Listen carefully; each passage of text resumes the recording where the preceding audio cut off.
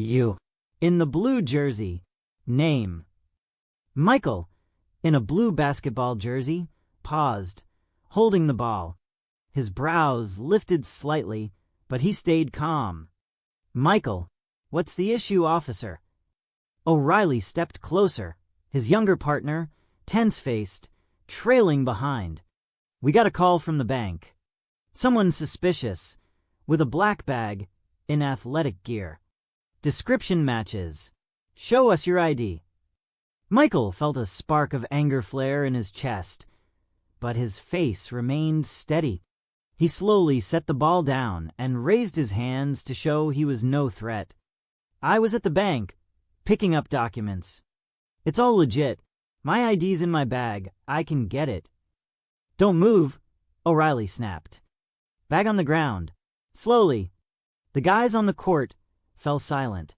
Some stepped back, but a few stayed watching. A young kid, Trey, muttered, "This is ridiculous. He was just playing." Michael lowered the bag, his eyes locked on O'Reilly. The air grew heavy, like before a storm. He knew any sudden move could escalate things, but he wasn't about to stay quiet. "Officer, I can explain. The bank has cameras. You can check. I didn't break any laws." O'Reilly scowled, rummaging through the bag. He pulled out the paper bag with documents, glanced at it, and tossed it aside. "We've heard plenty of stories like that," he said, his voice dripping with skepticism. "Hands behind your back. You're coming with us." Michael froze. His heart pounded, but he forced himself to breathe evenly. "Hold on," he said, calm but firm. "I have a right to know why I'm being detained. Give me a reason." O'Reilly's face tightened, his patience fraying. "Reason? Suspicion of criminal activity. Now hands behind your back, or it'll get worse." Trey stepped forward, his voice shaking. "This ain't right. He didn't do nothing. You're just—" "Shut it, kid," O'Reilly barked. "One more word, and you're coming too." Michael gestured for Trey to stop. He looked O'Reilly in the eye. "All right, officer. I won't resist. But I want you to know, I've done nothing illegal. And I want to speak to your supervisor at the station." O'Reilly snorted, but motioned to the younger officer, named Garcia, to cuff Michael. The cold metal clicked around his wrists, and Michael felt everything inside him tighten. But he kept his head high, his gaze steady. "Let's go," O'Reilly grunted, shoving Michael toward the patrol car. Trey and a few others shouted after them, "This is wrong. Let him go." But the officers ignored them. Michael was placed in the back of the cruiser. The interior smelled of plastic and disinfectant. Through the tinted window, he saw Trey pull out his phone, likely recording. Michael sighed. He knew this wasn't the end, just the beginning. At the station, it was cold and noisy. Fluorescent lights hummed, and voices and keyboard clacks echoed in the hallway. Michael was led to a small interrogation room with gray walls and a metal table. O'Reilly sat across from him, Garcia by the door. "Name, last name," O'Reilly began, not looking up from his tablet. "Michael Jordan," Michael replied, his voice even. "And I still want to know why I'm here." O'Reilly snorted. "We got a call. A guy like you acting suspicious at the bank. We're checking it out." "Then check," Michael said. "Call the bank. My name's Michael Jordan. I was a customer. They have records, cameras. I'm not hiding."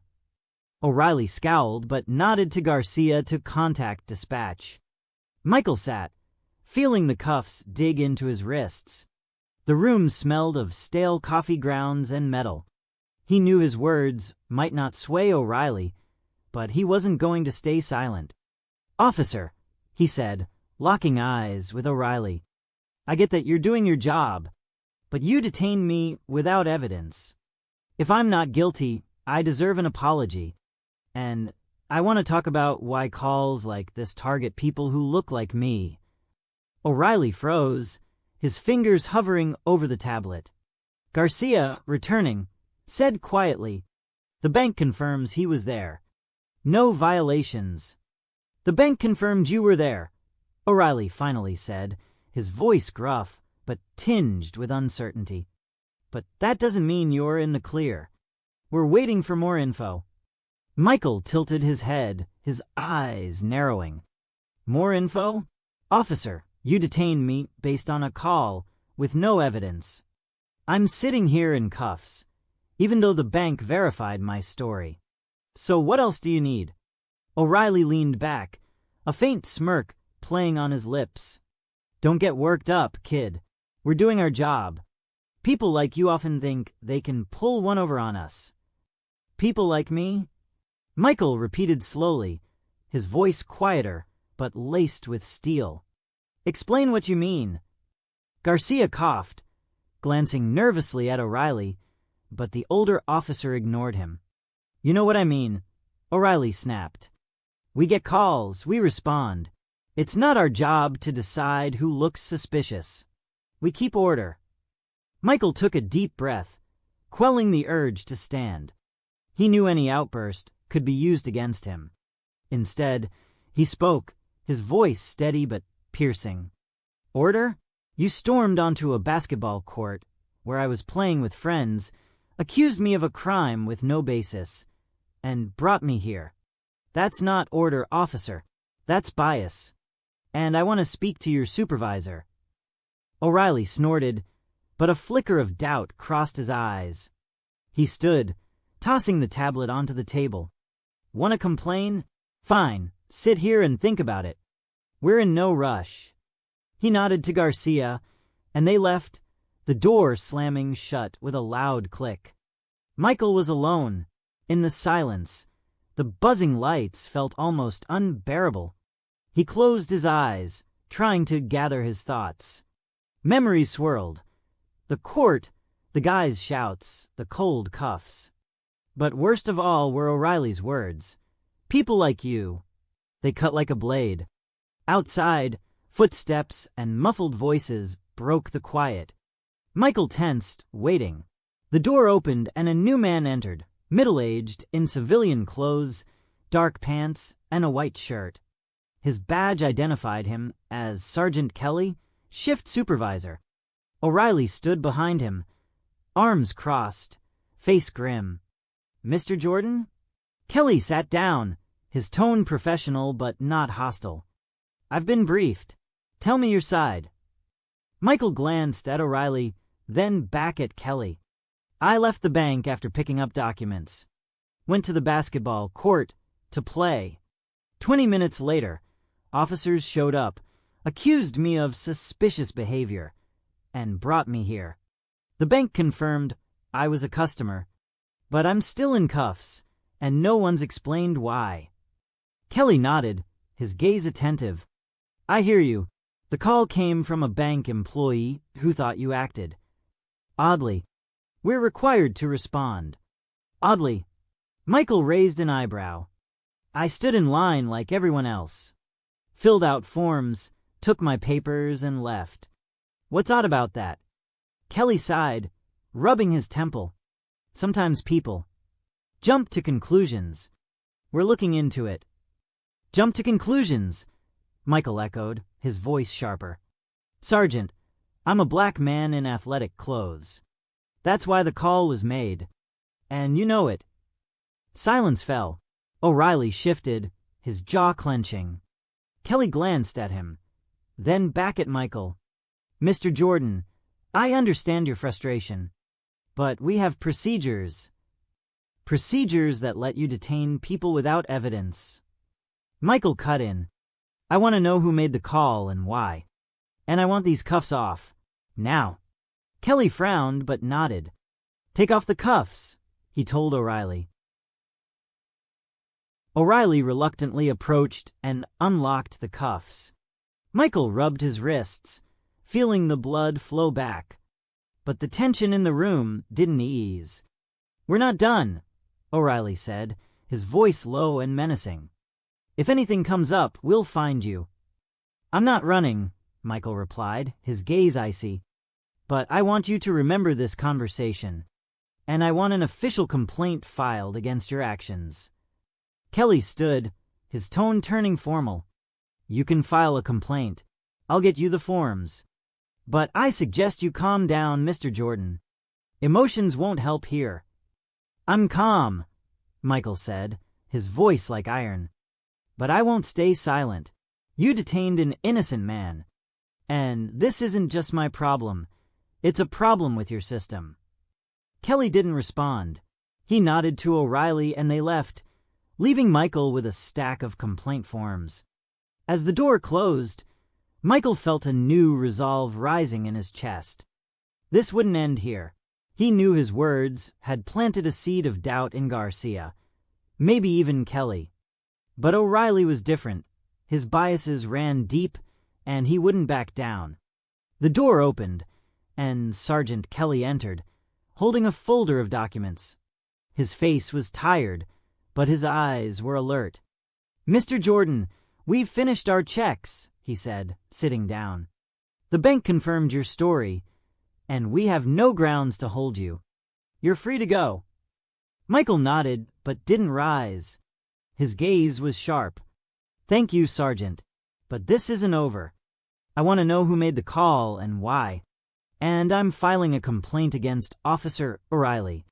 His behavior wasn't just unprofessional, it was biased." Kelly sighed, rubbing his temple. "I understand you're upset. The call came from a bank teller who thought you seemed nervous. We'll look into it." "Nervous?" Michael raised an eyebrow. "I stood in line, filled out forms, and left. The only reason I was suspicious was my appearance. And you know it." Kelly looked away, his fingers tapping the folder nervously. "We'll conduct an internal review, but I suggest you don't jump to conclusions." "Jump to conclusions?" Michael leaned forward, his voice low but piercing. "I was detained without evidence, cuffed in front of my friends, brought here, and held for hours. Those aren't conclusions, Sergeant. That's reality for me and thousands of others every day." Silence settled. Kelly didn't respond, but his face shifted slightly, as if Michael's words had made him think. Finally, he nodded. "File your complaint. We'll review it. Now, you can go." Michael stood, grabbing his bag and documents. But before leaving, he turned. "Sergeant, I don't want this to happen again. Not to me, not to anyone.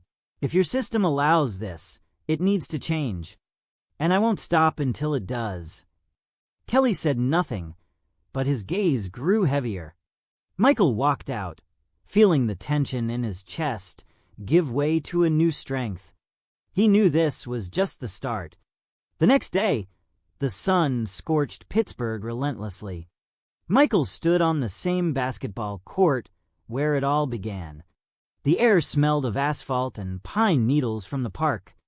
The guys from yesterday, Trey, Dwayne, and a few others, were already there, shooting hoops. Seeing Michael, they erupted in cheers. "Man, you're back!" Trey ran up, offering a fist bump. "We got it all on video yesterday. It's blowing up online." Michael smiled, but his eyes stayed serious. "Good that you recorded it, but it's not enough. We need to talk about this. Not just here, but everywhere." Dwayne, the stocky player with the tattoo, bounced the ball. "For real? You want to take on the cops? That's no joke, man." "I'm not against cops," Michael said, his voice calm but firm. "I'm against injustice, and I'm not alone. You with me." Trey nodded, his eyes blazing. 100%. What's the plan?" Michael glanced at the court, where kids were starting to gather, watching them. "First we talk. Set up a meeting in the park. Invite everyone, neighbors, kids, even the elders. Let people share their stories. Then we go bigger, City Hall, the press. But no shouting, no chaos. We'll be smarter." The next few weeks were a whirlwind. Michael, Trey, and Dwayne organized a meeting in the park. At first, A dozen people showed up, but soon the crowd swelled to 100. Elderly women from the neighborhood, veterans, students, they all shared stories of injustice, bias, fear. Michael stood before them, his voice booming through a megaphone. "We're not the police's enemies," he said. "We want respect, to be seen as people, not threats. And we won't stop until we get it."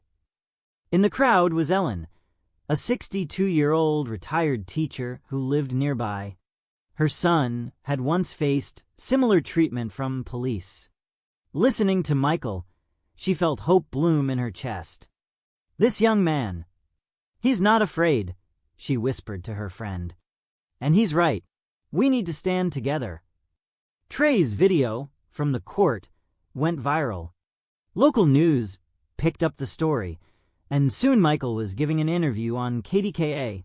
He spoke calmly, but his words cut like a blade. "I don't want revenge. I want change. If we don't talk about bias, it won't go away. And I'm ready to have that conversation as long as it takes." The station wasn't quiet either. Michael's complaint triggered an internal investigation. O'Reilly was temporarily suspended, but he didn't back down. One evening, Michael received an anonymous message. "Stay out of this, or you'll regret it." He showed it to Trey, but only smiled. "They think they can scare me, but I'm not stopping." 2 months later, Michael stood on the steps of Pittsburgh City Hall, facing a crowd of 300. Trey, Dwayne, Ellen, and dozens of others who joined their cause stood beside him. They submitted a petition demanding police reforms, mandatory bias training, transparency in complaint investigations, community oversight of precincts. The mayor promised to review the proposals, but Michael knew it was just a first step. That evening, he returned to the court. The sun was setting, painting the sky crimson.